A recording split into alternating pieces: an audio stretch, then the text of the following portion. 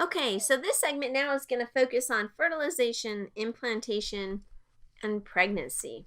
What we're going to cover in this series of notes is looking at the events of fertilization, then we'll talk about early embryonic development and implantation, as well as embryonic and fetal development, and then hormonal changes in pregnancy. So we're going to be covering all four topics. So in fertilization usually, put usually because that's what the normal is, it's normal for it to take place in the uterine tube, okay, as I've mentioned in previous video lectures. Sperm have to be introduced into the female reproductive tract within 5 days before ovulation. Timing is everything, all right? The sperm are viable for 5 days, and the secondary oocyte is viable for 12 to 24 hours. So the sperm actually, they're initially incapable of fertilization, and they become capable of fertilization through a process called capacitation. So what capacitation is, it's where actually the tail or the flagellum of the sperm moves faster, so that actually increases motility, and the plasma membrane of the sperm is altered, and it's altered in such a manner that it can fuse with the secondary oocyte. Let's just look at sort of a pictorial view of what we were just talking about. So we've already talked about how the secondary oocyte gets produced in the ovary.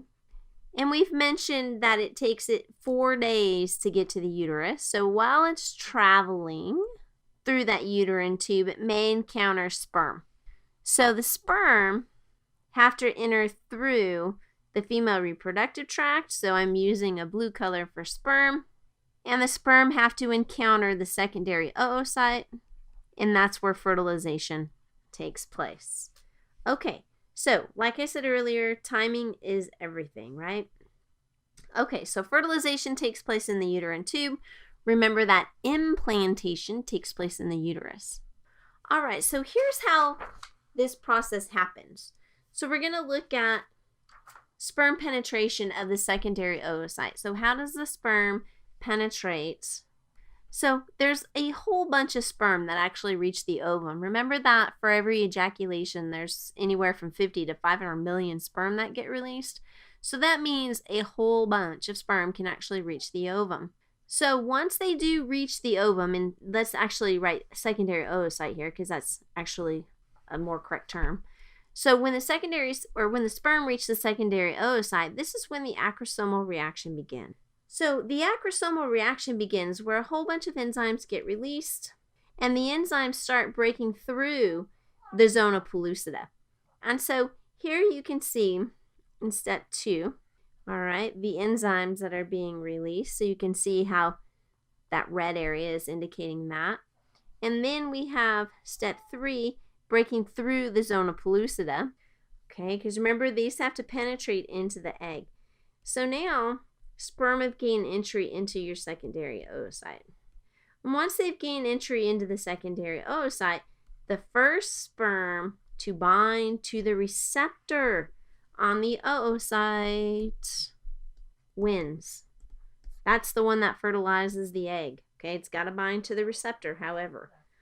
Once that happens, the sperm can get transported to the cytoplasm of the oocyte, and then the zona pellucida will harden, and that prevents what's called polyspermy.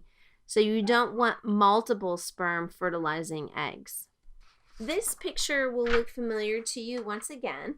So now where we are in this diagram, remember this was the diagram of oogenesis, we are at this level here, after fertilization now.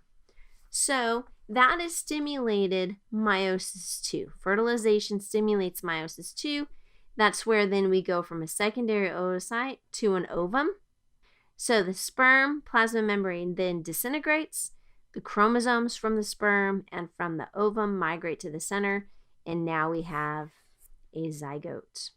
So from that fertilized egg then, the zygote is going to start developing. So remember where we are, we're in the uterine tube. Here's the zygote, which is the fertilized ovum. Now that zygote is going to undergo mitosis. And when it undergoes mitosis, the result is a 4-cell stage. Then it's going to undergo mitosis again, all right, and then it will become a morula. So a morula is literally a solid ball of cells. If you look at this image, it's nothing more than a solid ball of cells. That morula then will undergo more development, and it will develop into a blastocyst. A blastocyst is essentially a hollow ball of cells.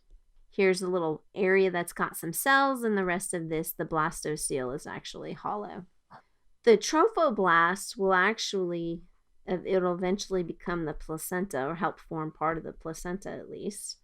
It's at this time that blastocyst becomes an actual embryo.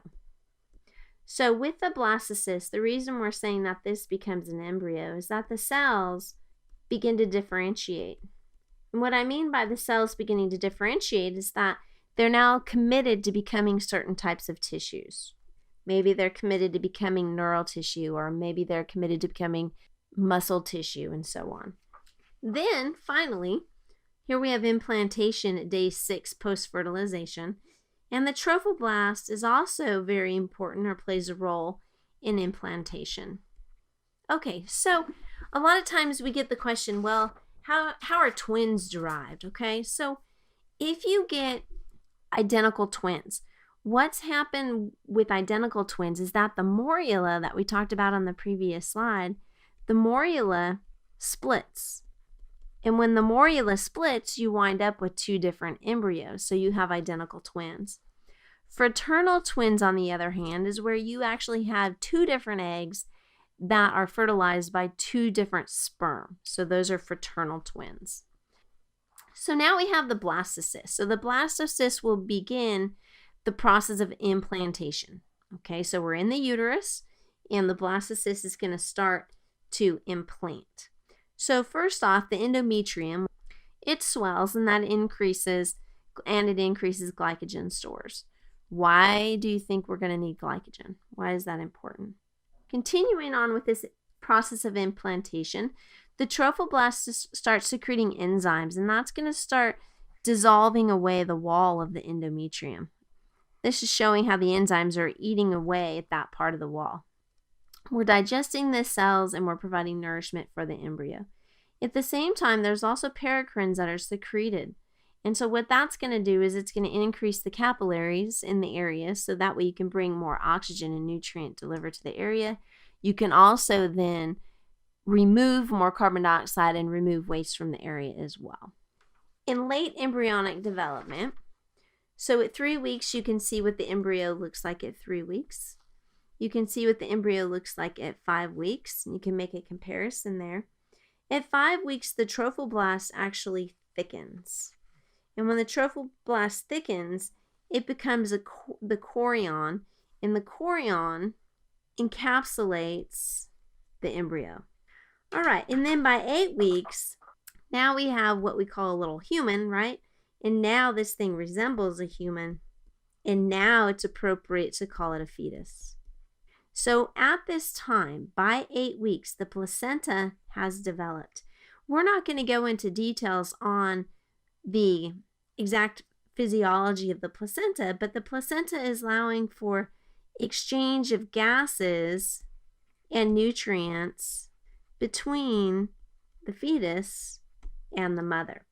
Okay, so it's between the circulation of the fetus and the circulation of the mother.